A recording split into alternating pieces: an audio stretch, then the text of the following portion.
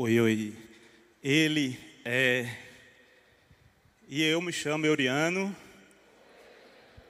Bom demais estar aqui com vocês essa tarde. Vamos dar continuidade a essa série chamada Ele é. Pela manhã, como o Dani já falou, a gente teve um momento maravilhoso aqui de batismo, de momento de gratidão. E agora a gente vai dar continuidade à série. No primeiro domingo a gente teve aqui o pastor Armando falando para a gente sobre Ele é o Messias prometido. E aqui ele falou para a gente das promessas que os profetas anunciaram. Então ele falou de Isaías, falou de Ezequiel, enfim, falou de vários profetas aqui. Já no segundo domingo, essa profecia ela aconteceu. Ele é o verbo que se fez carne. E aqui a gente teve o pastor Alcimou falando sobre isso, sobre esse verbo que se fez carne e habitou entre nós. Hoje eu quero falar para vocês sobre o bom pastor. Ele é o bom pastor. E é isso que a gente vai falar hoje. Eu vou também trabalhar um texto em João. Pastor Alcimou trabalhou um texto em João aqui em João semana passada. Também vou trabalhar um texto em João. Então peço que vocês possam abrir a Bíblia de vocês em João capítulo 10, do verso 1 ao 14. Quem não tiver com a Bíblia aí também pode acompanhar pelo telão. João, capítulo 10, do verso 1 ao 14. E depois a gente pula para o verso 27. Eu lhes digo a verdade: quem entra no curral das ovelhas às escondidas por sobre a cerca, em vez de passar pela porta, é certamente ladrão e assaltante. Mas quem entra pela porta é o pastor das ovelhas. O porteiro lhe abre a porta e as ovelhas reconhecem sua voz e se aproximam. Ele chama suas ovelhas pelo nome e as conduz para fora. Depois de reuni-las, vai adiante delas e elas o seguem porque conhecem sua voz. Nunca seguirão um desconhecido, antes fugirão dele, pois não reconhecem a sua voz. Os que ouviram Jesus usar essa ilustração não entenderam o que ele quis dizer. Por isso ele a explicou. Eu lhes digo a verdade: eu sou a porta das ovelhas. Todos que vieram antes de mim eram ladrões e assaltantes, mas as ovelhas não os ouviram. Sim, eu sou a porta. Quem entrar por mim será salvo. Entrará e sairá e encontrará pasto. O ladrão vem para roubar, matar e destruir. Eu vim para lhe dar vida, uma vida plena que satisfaz. Eu sou o bom pastor. O bom pastor sacrifica sua vida pelas ovelhas. O empregado, ele foge quando vê um lobo se aproximar. Abandona as ovelhas porque elas não lhe pertencem e ele não é o seu pastor. Então o lobo as ataca e dispersa o rebanho. O empregado foge porque trabalha apenas por dinheiro e não se importa de fato com as ovelhas. Eu sou o bom pastor. Conheço minhas ovelhas e elas me conhecem, assim como meu Pai me conhece e eu o conheço e eu sacrifico minha vida pelas ovelhas. Tenho outras ovelhas que não estão neste curral e eu devo trazê-las também. Elas ouvirão minha voz e haverá um só rebanho e um só pastor. Aí o verso 27. Minhas ovelhas ouvem a minha voz e eu as conheço e elas me seguem. Eu lhes dou a vida eterna e elas nunca morrerão. Que maravilha! Ninguém pode arrancá-las de minha mão, pois meu Pai as deu a mim e Ele é mais poderoso que todos. Ninguém pode arrancá-las da mão de meu Pai. O Pai e eu somos um. Vamos orar? Deus, muito obrigado, Pai, pela Tua palavra. Obrigado, Senhor Deus, por a gente poder ler, poder escutar, Senhor Deus, isso, Pai, que o Senhor falou há tanto tempo atrás, mas é uma certeza para nós hoje em dia, Pai. Nós pertencemos a Ti. Tu és o bom pastor. E é muito bom, Pai, a gente estar aqui, Senhor Deus, junto com outros irmãos, nesse imenso rebanho, Senhor Deus, para Te adorar, para Te louvar, para Te engrandecer. Deus, a Tua palavra diz que a Tua voz, ela alcança, Senhor Deus, a ovelha. Então eu Te peço, Deus, que a Tua palavra, Deus, que vai ser ministrada aqui essa noite, Pai, que já começou através dos louvores, Pai, que possa alcançar o coração de cada um que está aqui, Pai. Que o Senhor possa levar essa mensagem, Senhor Deus, para aquele que precisa, Senhor Deus, dessa mensagem, Senhor Deus. Que o Senhor possa abençoar a vida de todos que estão aqui. Que o Senhor abençoe a minha vida, Pai, que vou transmitir essa mensagem. Que seja o Senhor falando através de mim, em nome de Jesus. Amém. Em 2013, eu fiz um verso. Toda vida que eu venho aqui dá vontade de fazer um verso. Mas em 2013 eu fiz um verso que eu já declamei aqui várias vezes, que fala sobre um pouco de quem ele é. Geralmente eu faço esse verso junto, quem fazia muito com Orlando aqui em cima. Mas ele diz assim, ó: se tem algo que aprendi lendo a Santa Escritura, ao avistar a mais pura verdade que descobri, é que lá eu conheci um homem sem formosura, também sem grande estatura, mas de grande bravura, que veio ao mundo enviado por Deus para morrer pelos pecados meu e seu. Um cabo inteligente de grande sabedoria, amigo do pobre e do rico, conhecido como Messias, que fez muitos milagres e a muita gente ensinou sobre o amor de Deus que sobre nós se derramou. Esse caba nunca pegou numa arma, nem num cabo de facão, mas somente com suas palavras fez uma grande revolução. Alguns o chamavam de profeta, outros de charlatão. Para alguns ele era um rei, para outros pior que um ladrão. Eu só sei que esse caba merece muito respeito, pois veio ao mundo, morreu por mim e você e dividiu a história ao meio. Esse homem é Jesus de Nazaré e ele é muito mais que um milagreiro. Ele é muito mais que um milagreiro. E aqui eu vou entrar nesse texto aqui do Bom Pastor. Quando Jesus falou esse texto, ele tinha um público bem específico diante daqueles que estavam ali ao redor dele. A intenção de Jesus com esse texto era falar com o fariseu.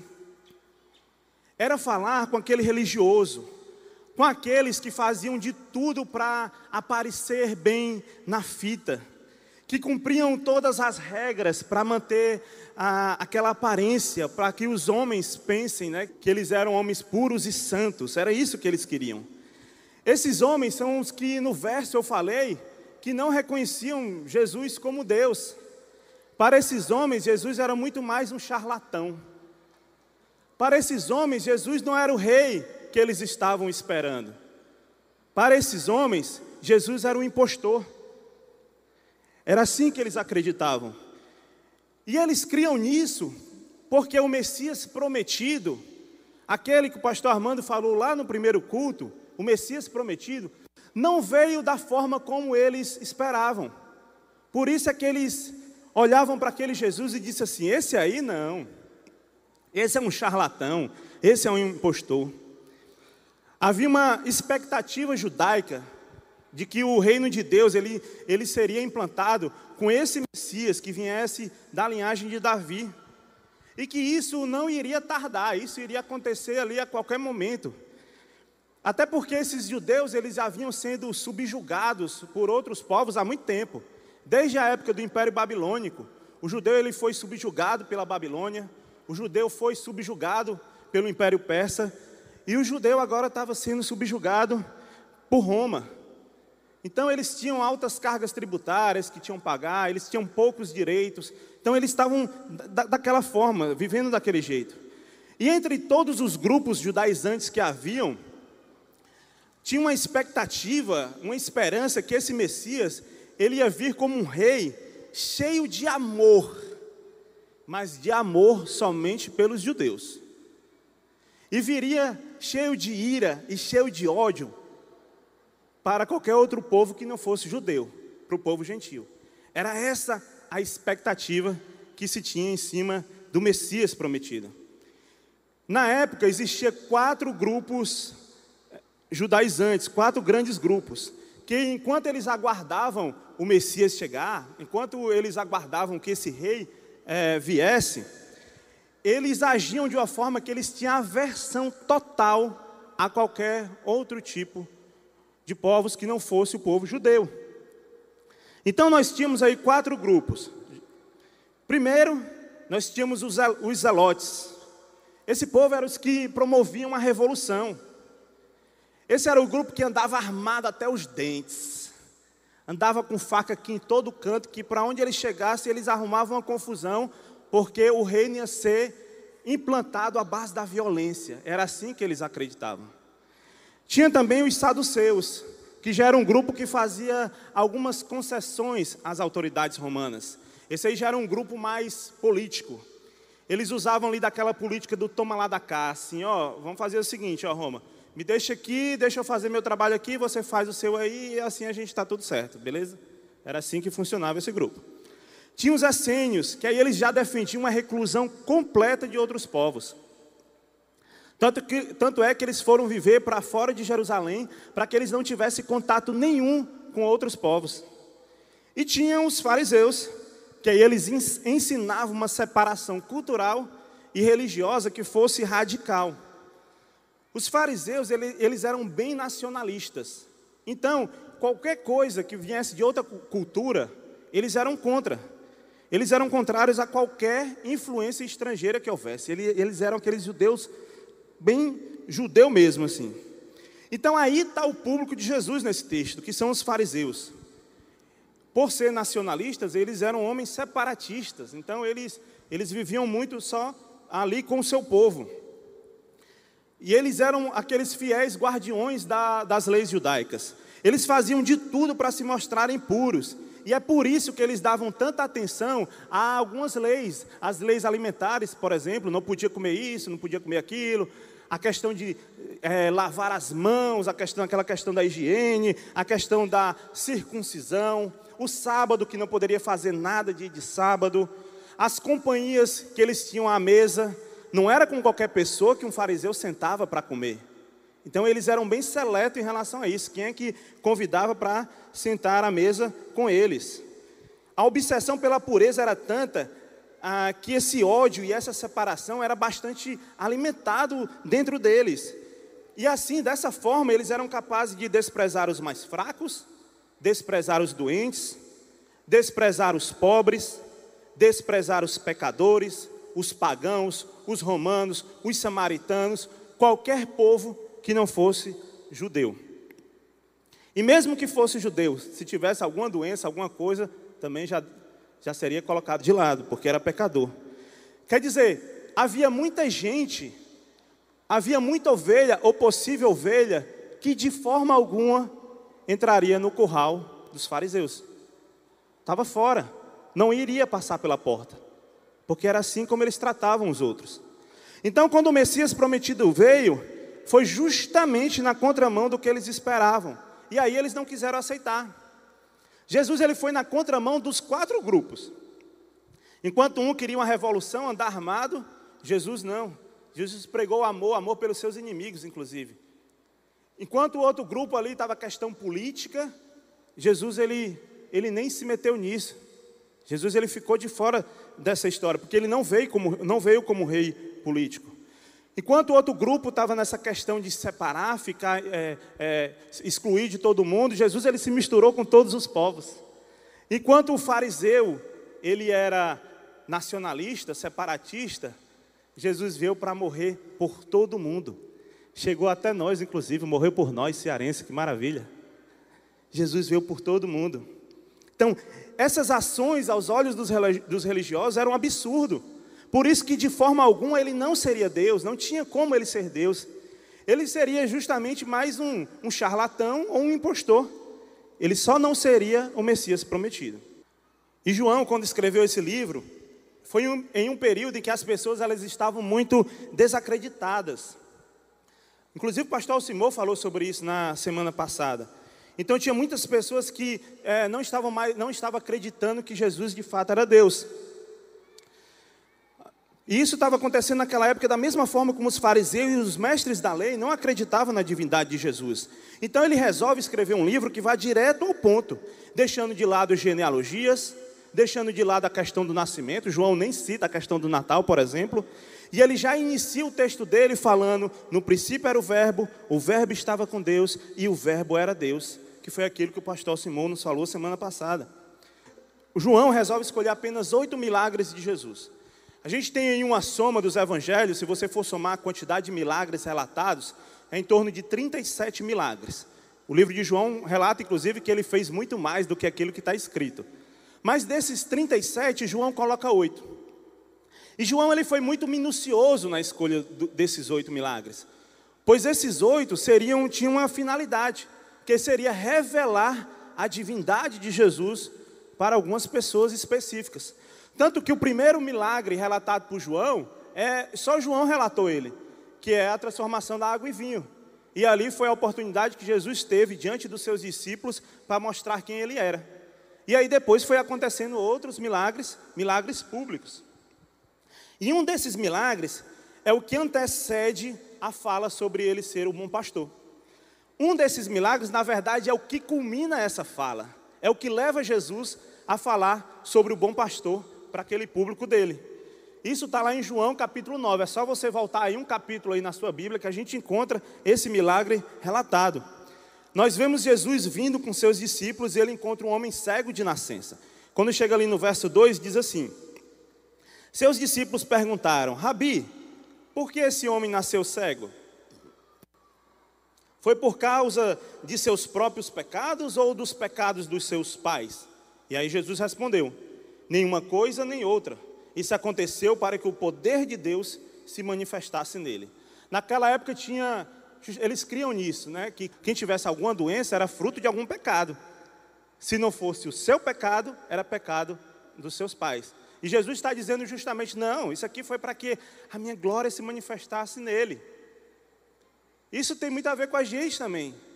Muitas vezes está acontecendo alguma coisa na nossa vida e fica, meu Deus, por que está acontecendo? Será que é porque eu pequei? O que é que está acontecendo? Gente, tem coisas que acontecem por consequência do pecado. Isso aí é fato. Agora tem coisas que acontecem porque Deus ele quer usar aquilo que tu está passando para a glória dele. Para que tu possa testemunhar lá na frente. Para que a glória dele se manifeste na tua vida.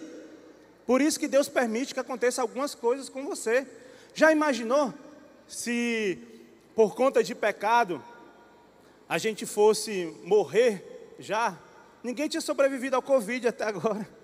Todos, não tinha ninguém aqui, porque quem é aqui que não é pecador? Então ele continua no verso 4. Jesus fala: devemos cumprir logo as tarefas que nos foram dadas por aquele que me enviou. A noite se aproxima, quando ninguém pode trabalhar. Mas enquanto estou aqui no mundo, eu sou a luz do mundo.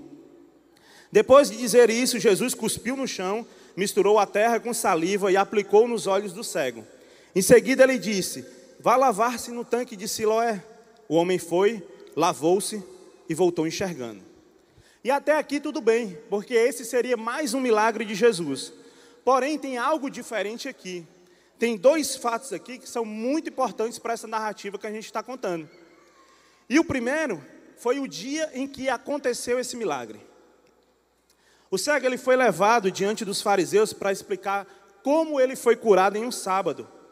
E isso mexeu demais com o sinédrio. Porque, como eu falei anteriormente, não se fazia nada dia de sábado. Tinha que deixar a pessoa para morrer. Lá no verso 16 do capítulo 9, diz assim: alguns dos fariseus disseram: esse homem não é de Deus, pois trabalha no sábado. Eles já levantaram esse questionamento do sábado. Outros disseram: mas como um pecador poderia fazer sinais como esse? E havia entre eles uma divergência de opiniões. Gente, aqui o negócio endoidou lá no sinédrio, pegou fogo. Porque ficou: ele não é de Deus. Aí o outro: será que é? Não é. E ficou aquela confusão ali, eles tentando resolver. Aquela confusão grande ali estava acontecendo. Se tivesse Twitter naquela época, o negócio já tinha começado a bombar no Twitter. Ia começar as mensagens para todo canto. Aí logo um postar assim: cego de nascença é curado por um... Tá aí, ó, tem até o print. Cego de nascença é curado por um homem que se diz o Messias em pleno sábado. Aí endoidou o Twitter lá, o pessoal endoidando aí. Aí vem outro e diz assim: isso é fake news. Esse homem nunca foi cego. Aí já começou a confusão no meio do mundo. Aí a família vê que estava postando, entra lá no Twitter e vai: ele era cego sim, desde que nasceu. Vai confirmar aquilo ali, porque a confusão estava no meio do mundo.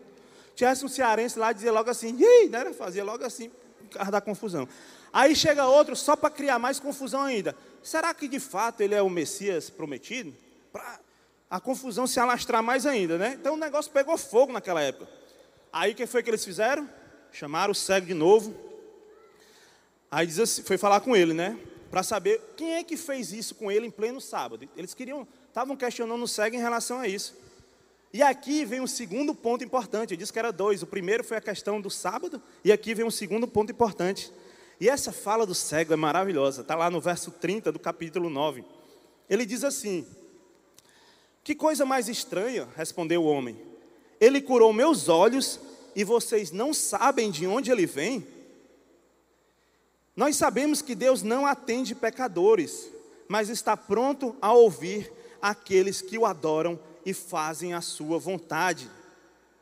E aqui o verso mais importante aqui. Desde o princípio do mundo, ninguém foi capaz de abrir os olhos de um cego de nascença. Desde o princípio do mundo, ninguém foi capaz de abrir os olhos de um cego de nascença.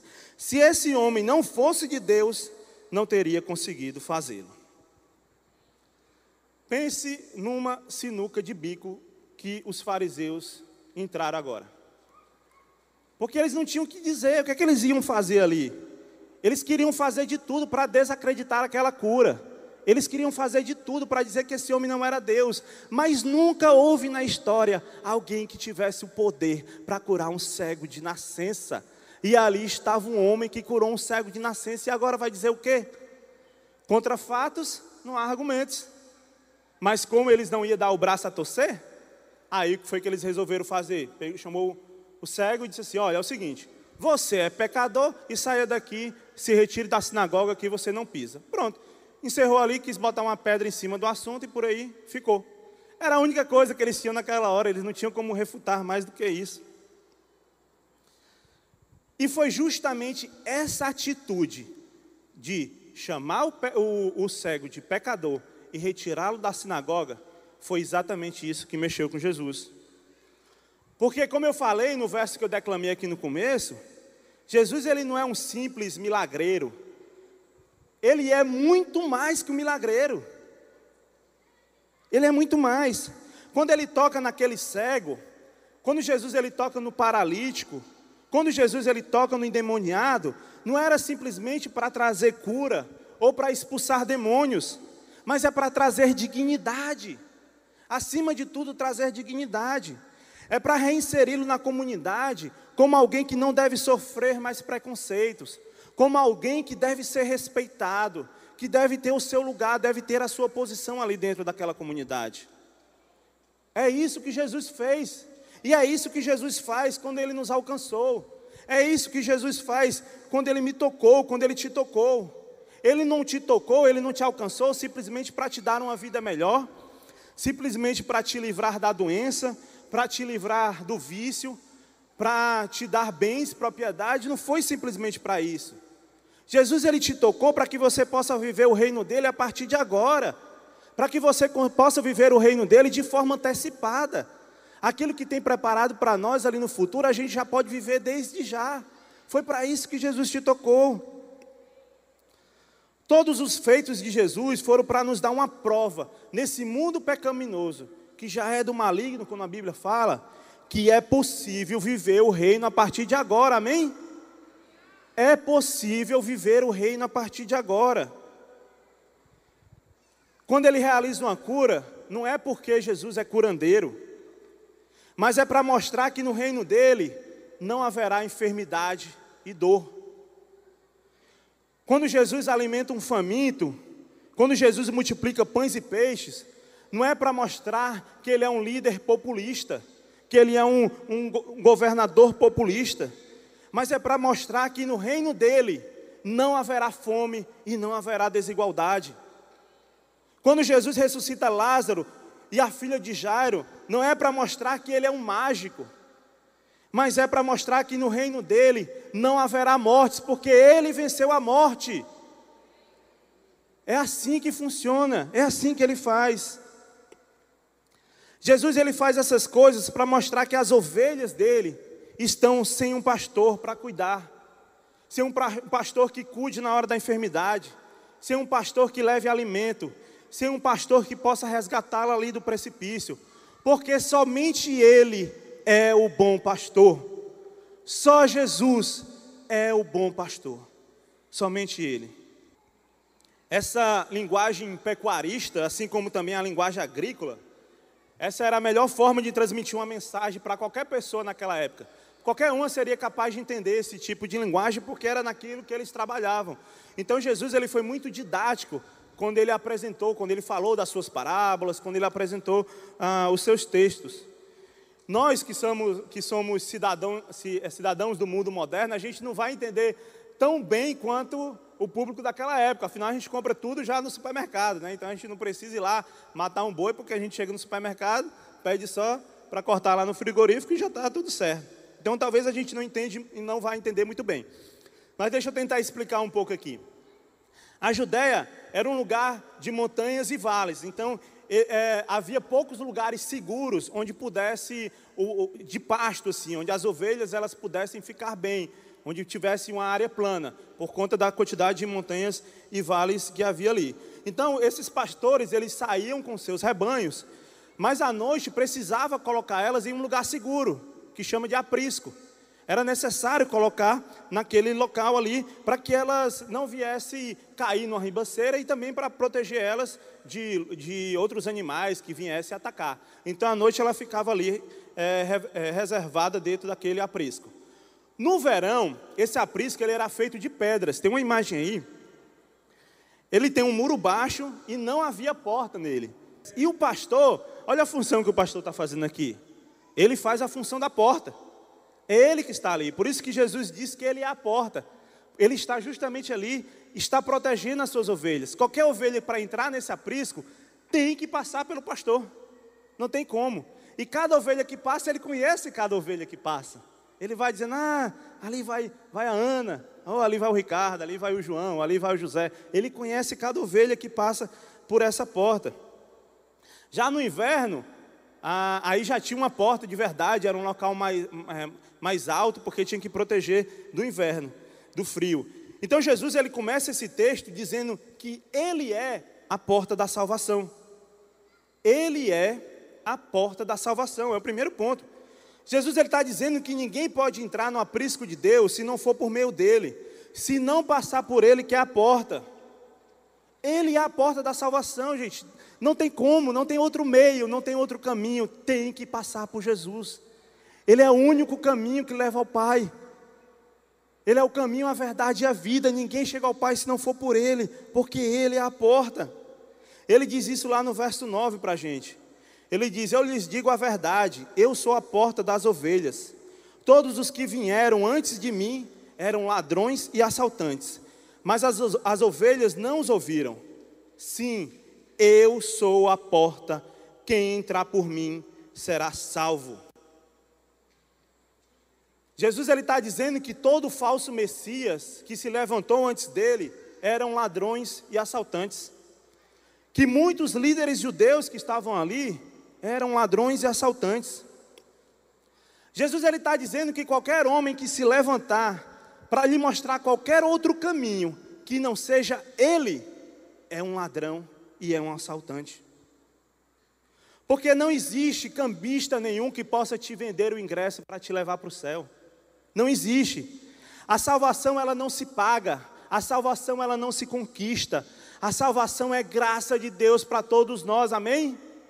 É graça de Deus, não tem como a gente pagar, não tem como a gente conquistar isso através de algum meio, porque já foi pago lá na cruz do Calvário, e por um preço muito alto, na cruz do Calvário.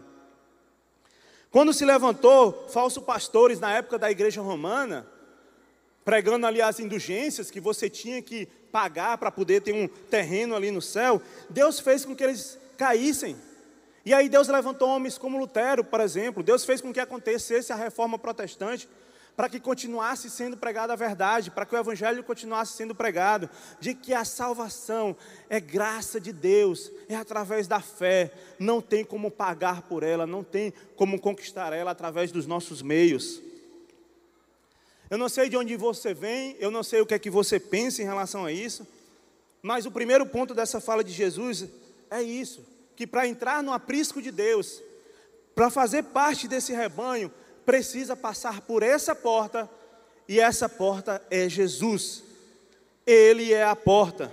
Ele é o caminho, a verdade e a vida. E ninguém vai ao Pai se não for por Ele. É Ele, é Ele. Ele é a porta da salvação. E Ele é a porta da libertação. O convite que Jesus te faz para entrar nesse aprisco não é para viver uma vida de prisão, mas é um convite para a liberdade. Jesus, quando Ele te chama, quando a voz dEle te alcança, não é para te prender em algum canto, não é para te prender em uma religião, mas Ele está te convidando para a liberdade. Ele está te convidando para uma vida sem amarras. Ele está te convidando para uma vida sem julgo, sem pesos que possa te prender, que não faça você sair do canto. Muitas vezes é incutido na minha mente, na sua mente, que a gente vir para Jesus e nós vamos ficar presos, a gente não vai poder fazer isso, não vai poder fazer aquilo. Acho que muitos já chegaram a escutar isso, né? Não quero conversa não, porque eu não vou poder fazer isso, não vou poder fazer aquilo, eu não estou muito bem, não estou preparado para isso, para deixar aquilo, porque tem que deixar muita coisa. Então isso muitas vezes é incutido na nossa mente em relação a esse tipo de coisa. Mas o que Jesus quer contigo? Jesus, Ele quer te libertar dos galhos. Jesus, Ele quer te libertar das cercas que estão te segurando. Cercas essas, galhos, arames farpados, que você está preso e que você não consegue perceber, porque ainda não está doendo. Mas quanto mais você se mexer aí, vai doer, vai cortar. Mas você ainda não percebe isso. Então para você está tudo bem. Mas Jesus, Ele já está vendo isso. E Ele quer te libertar disso. Você não percebe porque você ainda não caiu no precipício ainda. Você está andando bem na bordinha do precipício. Em tempo de cair. Mas como não caiu ainda, então está tudo bem. E aí você não percebe que precisa do bom pastor. O que é que tem te aprisionado? O que é que tem na sua vida que está fora de controle?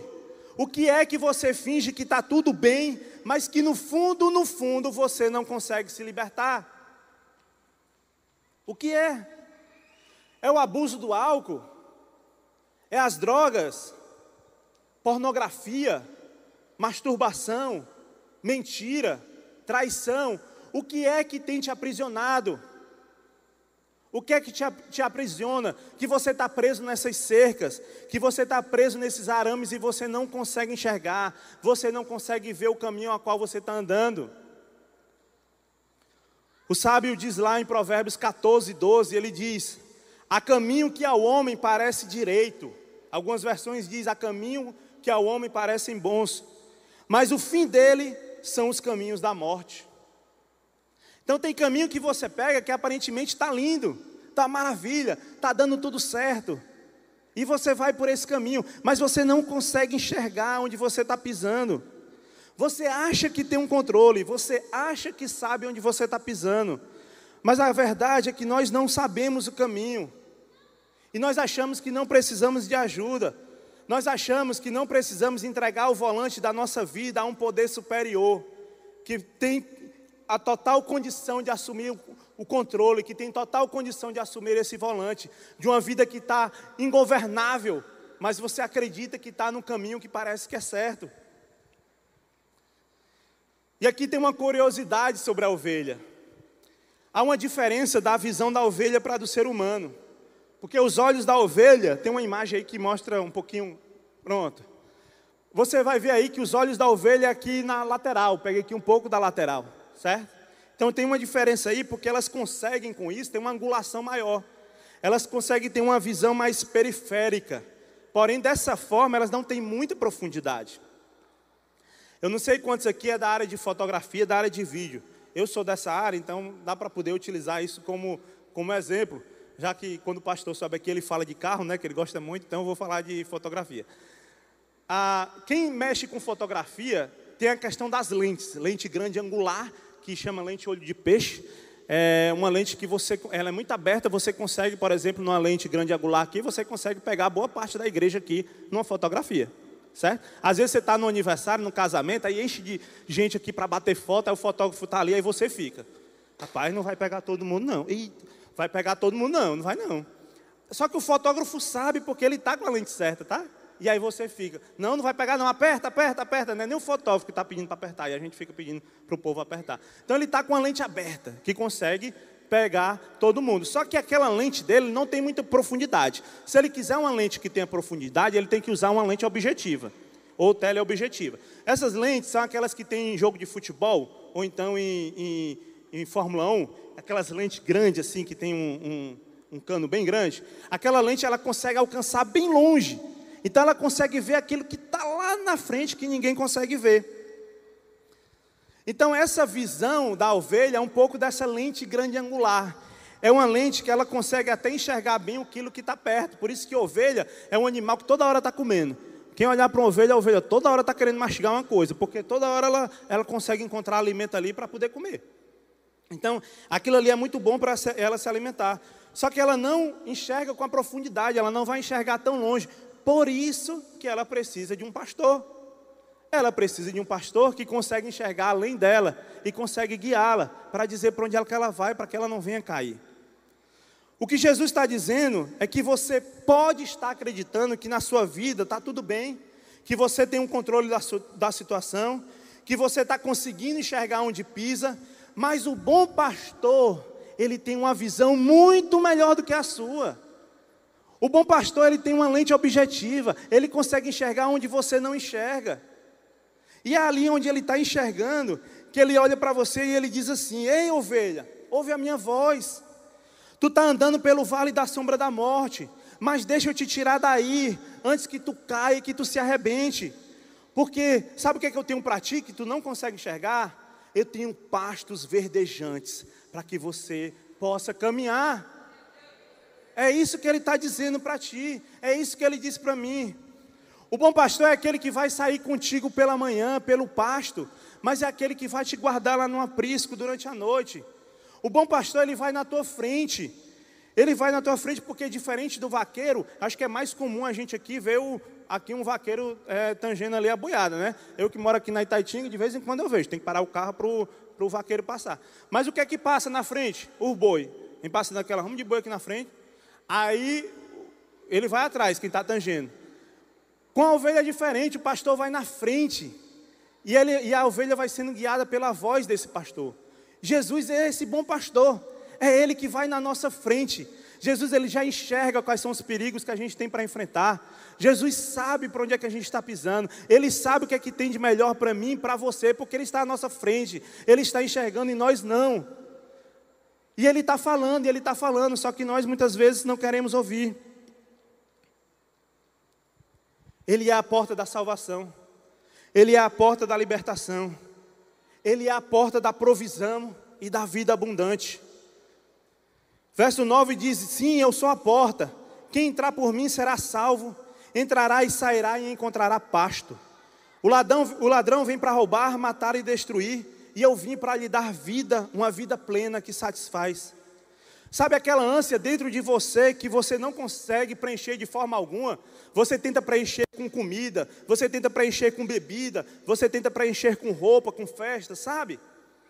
Tem uma frase daquele matemático Blaise Pascal, que ele diz desse jeito, ele fala assim: há uma cadeira vazia na alma humana que só Deus pode utilizá-la.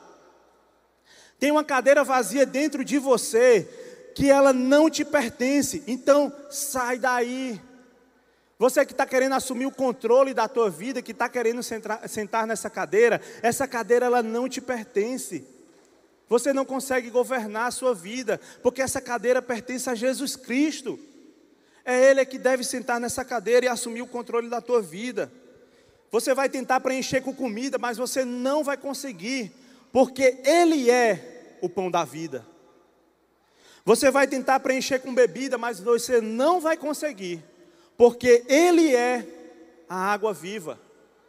Você vai tentar preencher com festas, tentar preencher com riquezas, mas não vai conseguir, porque Ele é a vida plena.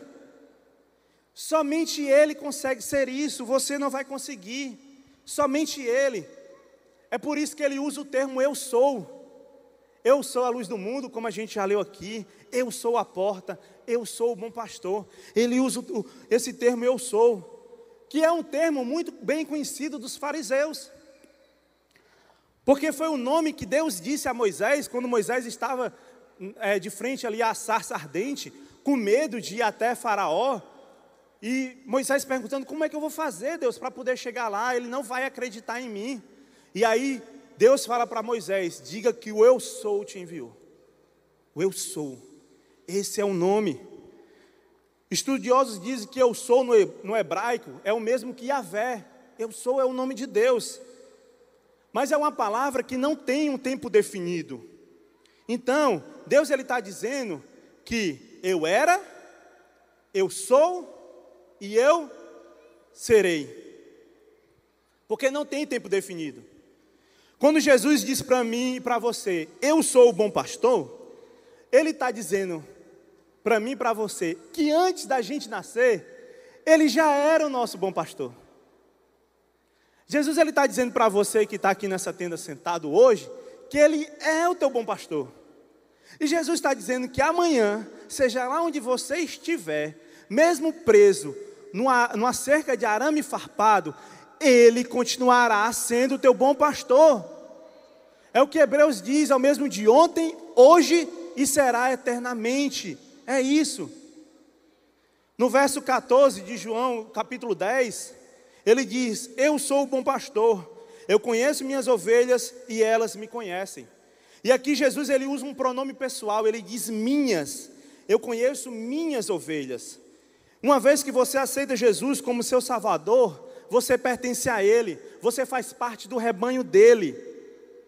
E o verbo aqui, o verbo conhecer, não é simplesmente dizer, eu sei quem é Jesus. Não é isso. É conhecer, mas conhecer de verdade. É ter intimidade. É saber o que Ele pensa, saber o que sente. Jesus nos conhece. Jesus, Ele sabe o que a gente pensa. Jesus, Ele sabe o que a gente sente. Jesus nos conhece de verdade. Jesus, Ele tem intimidade com a gente. A questão é, será que eu estou tendo intimidade com Ele? Será que eu o conheço tanto? Essa é a questão. Como está o teu relacionamento com Deus? Como você tem estado com Ele? Você conhece Ele de verdade? Como está esse relacionamento? Como foi esse ano de 2021? Quantas vezes você o buscou em oração? Será que dá para contar nos dedos, nesse ano de 2021, quantas vezes você o buscou em oração? Quantas vezes você o buscou na palavra? A gente falou isso mais cedo aqui, o Dani falou a questão da leitura bíblica. Quantas vezes você o buscou na palavra? Será que a Bíblia tem sido para você uma novalgina ou uma vitamina? Sabe qual é a diferença? Quando a gente usa a Bíblia como novalgina, é porque quando aperta a dor, aí eu, vou correr aqui para a palavra de Deus. O que é que Deus tem para me dizer aqui? Aí, vou tomar uma pílula aqui da palavra, que é para ver se passa a dor. Aí passou a dor, esqueci, botei o remédio lá, chega, vence em cima da geladeira. Né? Só que quando a gente usa a Bíblia como vitamina, é algo que a gente tem que estar se alimentando constante.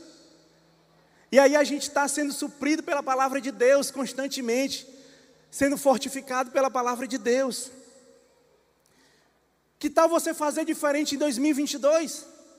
Já foi lançado inclusive um desafio para a leitura bíblica.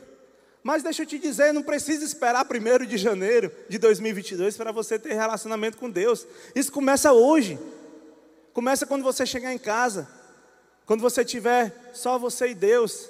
Pode começar hoje, dia 19 de dezembro. Ele é a porta da salvação. Ele é a porta da libertação. Ele é a porta da provisão e vida abundante. Ele é o bom pastor que protege suas ovelhas. Ele é o bom pastor. Verso 12 e 13 diz assim: o empregado foge quando vê um lobo se aproximar, abandona as ovelhas porque elas não lhe pertencem e ele não é seu pastor. Então o lobo as ataca e dispersa o rebanho. O empregado foge porque trabalha apenas por dinheiro e não se importa de fato com as ovelhas. E quando Jesus ele fala isso, Jesus ele está fazendo uma crítica muito dura nesse momento aos fariseus. Essa parte é bem direcionada a eles. Porque ao dizer que os pastores são empregados mercenários, Jesus está fazendo referência a uma profecia de Ezequiel, que está lá em Ezequiel capítulo 34. Inclusive o título desse texto aí na sua Bíblia vai ser o Bom Pastor. Lá no verso 34, verso 8 a 10, o Ezequiel já tinha falado, já tinha dito isso. Vocês abandonaram meu rebanho e o deixaram ser atacado por animais selvagens. E embora fossem meus pastores, não procuraram minhas ovelhas quando elas se perderam. Cuidaram de si mesmos e deixaram o rebanho passar fome. Portanto, pastores, ouçam a palavra do Senhor. Assim diz o Senhor soberano: agora considero esses pastores meus inimigos e os responsabilizarei pelo que aconteceu ao meu rebanho. Não permitirei que continue pastoreando o meu rebanho e que continue alimentando a si mesmos. Livrarei meu rebanho da sua boca e minhas ovelhas não serão mais sua presa. Na sequência desse texto, Ezequiel fala sobre o bom pastor e aponta para Davi, aponta justamente para um rei que vai vir dessa linhagem. Então Jesus está dizendo ali naquele momento para aqueles fariseus, quando eles escutam isso, e eles conheciam a Bíblia de cós salteado, tá? O Velho Testamento ali era com eles mesmo. Então quando eles escutam isso, eles estão dizendo assim: opa, ele está dizendo que eu sou inimigo de Deus? Eu sou inimigo de Deus? Eles quiseram ser tão zelosos com a lei que esqueceram de ver o ser humano. Mas o bom pastor não. Esse bom pastor que Ezequiel aponta, ele não tem preconceitos, porque a sua voz alcança todos. Essa voz nos alcançou. O bom pastor não olha para a cor da pele. O bom pastor não vai olhar para a tua classe social. O bom pastor não vai olhar para as tuas imperfeições. Porque no reino dele não existe a placa proibida a entrada de pessoas imperfeitas. Não tem.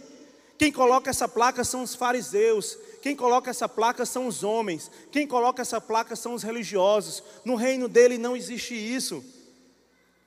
Tanto que quando os discípulos de Jesus foram indagados pelos fariseus por comer com cobradores de impostos e pecadores, sabe o que é que Jesus disse?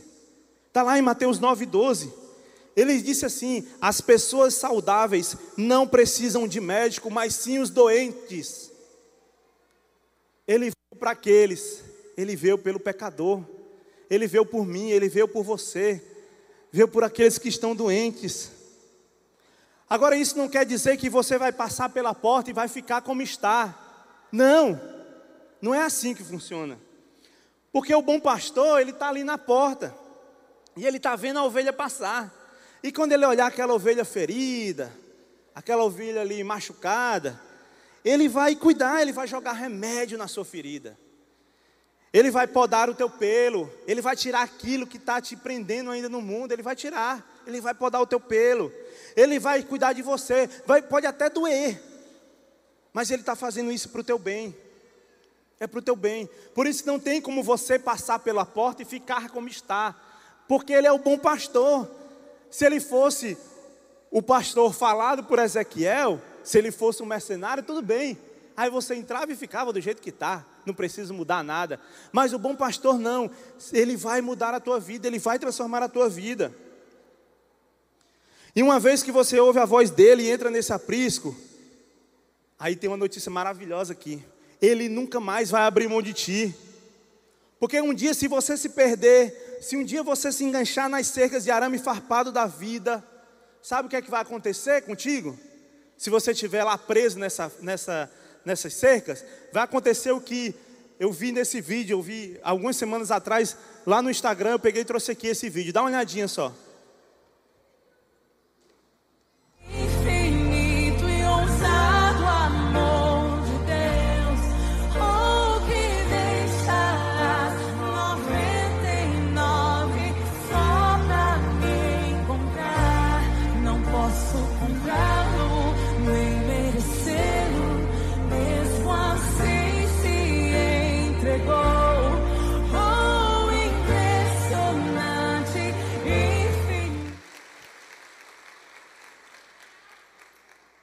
Ele deixa as 99 segura no aprisco que ele vai atrás de ti.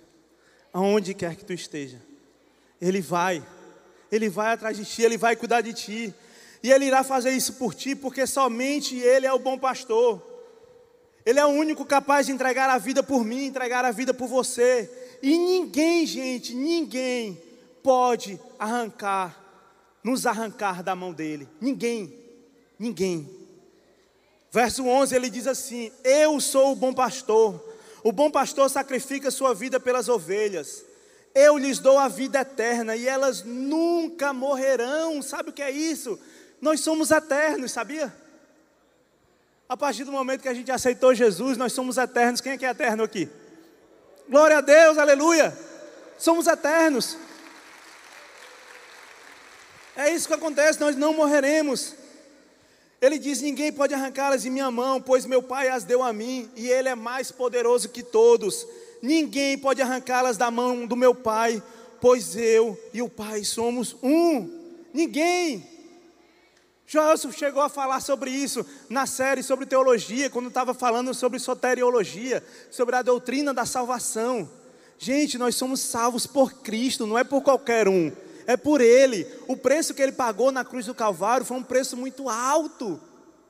E uma vez que nós somos salvos, que nós somos resgatados por Ele, não tem quem tire isso, não tem. Ah, mas aí, agora está bom demais. Não tem nem como está bom demais, porque não tem como. Se você é resgatado pelo Cordeiro que se sacrificou na cruz, você automaticamente você vai testemunhar dele. Você vai testemunhar dele, porque isso é motivo de gratidão pelo que Ele fez conosco. Se o louvor quiser vir, fica à vontade aí. O Davi, gosto muito dos salmos, assim, eu acho que por conta da minha veia poética. Então Davi, enquanto poeta, Davi ele escreveu nos salmos 22, 23 e 24 algo maravilhoso. Depois de chegar em casa, leia esses 3 salmos, leia nessa sequência, porque eles estão conectados um ao outro. Ele diz assim, lá no Salmo 22, Davi nos fala que ele é o bom pastor que veio libertar suas ovelhas. Se você ver lá no Salmo 22, você vai ver que Davi fala o quanto ele estava aflito, mas aí ele diz: clamaram a ti e foram libertos, em ti confiaram e jamais foram envergonhados. Então no Salmo 22 ele é o bom pastor que veio libertar suas ovelhas. No Salmo 23 ele é o grande pastor que vive pelas ovelhas. E ele já começa dizendo: o Senhor é meu pastor e nada me faltará. Ele me faz repousar em verdes pastos e me leva para junto de riachos tranquilos. Estávamos aflitos, Ele é o bom pastor que veio para libertar. Ele nos libertou, Ele é o pastor que cuida de nós. E aí quando chega no Salmo 24, Ele é o supremo pastor que voltará pelas suas ovelhas. Davi ele termina dizendo: abram-se portões da cidade, abram-se antigos portais para que entre o Rei da Glória. Quem é o Rei da Glória? O Senhor dos Exércitos é o Rei da Glória. Ele te resgatou, Ele cuida de ti e Ele voltará. Ele voltará. E aqui antes de encerrar, eu quero deixar um desafio e um convite. O desafio primeiro é para você que já passou por essa porta, para você que faz parte desse aprisco, para você que faz parte desse rebanho. O desafio é para que você seja o megafone de Deus, para que você leve a voz do bom pastor por essa cidade. Você seja esse megafone, que você seja esse microfone, que você seja essas caixas de som. Esse é o desafio. Aqui eu não estou dizendo que você vai sair pela rua gritando nas praças, não é bem isso. Mas você sabe onde chegar, no seu trabalho, na sua vizinhança, na escola onde você estuda. Seja um megafone, seja a voz do bom pastor, leve a voz do bom pastor. Só Jesus pode dizer: eu sou o bom pastor. Mas nós podemos dizer: Ele é o bom pastor. Nós podemos dizer isso, porque ainda tem muita ovelha que não está nesse curral. Verso 16 diz: eu tenho outras ovelhas que não estão nesse curral, e eu devo trazê-las também, e elas ouvirão minha voz, e haverá um só rebanho e um só pastor. Há ovelhas nesse momento que está no bar, há ovelhas nesse momento que está numa boca de fumo, há ovelhas nesse momento que está no hospital, que está em casa, depressivo. Tem ovelhas espalhadas por aí que ainda nem sabe que é ovelha, porque ainda não conseguiram ouvir a voz do bom pastor. E você pode ser esse megafone que faz dizer quem Ele é para essas pessoas. Mas como ouvirão se não há quem pregue? Paulo falou sobre isso lá em Romanos 10, verso 14. Como poderão invocá-lo se não crerem nele? E como crerão nele se jamais tiverem ouvido a seu respeito? E como ouvirão a seu respeito se ninguém lhes falar? E como alguém falará se não for enviado? Como ouvirão, gente, ao seu respeito se ninguém lhes falar? Então seja o megafone de Deus. Leve, reverbere a voz do bom pastor onde você for. Que em 2022 você possa reverberar mais ainda a voz, para que essas ovelhas possam ouvir essa voz e vir para junto do rebanho. Eu queria orar contigo nesse momento. Se você acha que esse desafio é para você, que você precisa falar mais de Jesus, aonde quer que você está, que em 2022 você pense em fazer diferente em relação a isso, eu quero orar com você nesse momento. Deus, Tu és o nosso bom pastor.